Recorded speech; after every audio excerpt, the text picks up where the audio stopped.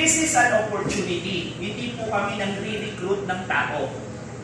Okay? Hindi rin po tayo nagbebenta. Kasi karamihan sa lahat ng mga opportunity na katulad nito, madami na tayo kasing naatidan ng mga negosyo mga presentation, network marketing, investment sa labas, investment doon.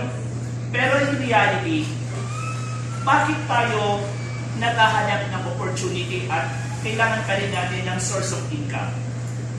The main factor po kasi kung bakit tayo nandito, lahat kasi tayo naghahanap ng income. Ang solusyon po kasi natin dito, hindi yung iba't ibang klaseng network marketing or ibang investment ang papasukan. Okay? Marami po sa atin, first of all, marami po sa atin, naghahanap pa rin po ng opportunity.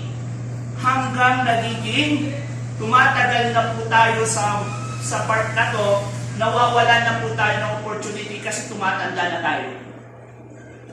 May tanong po ako sa inyo. Sino po dito ang mayaman? Sino po dito ang mayaman? Okay, si Ma'am. Sino po ang may pera dito? May pera?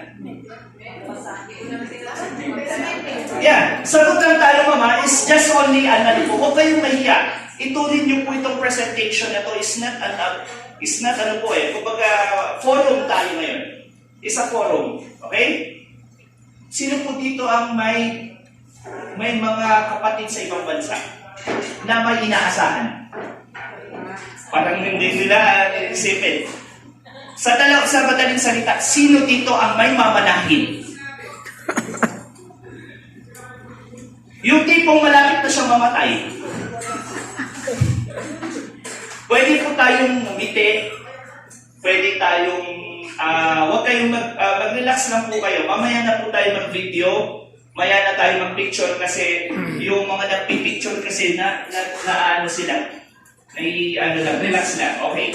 Sino po dito may mamanahin? Yung iisipin po natin dito, yung mamanahin po natin after 3 to 5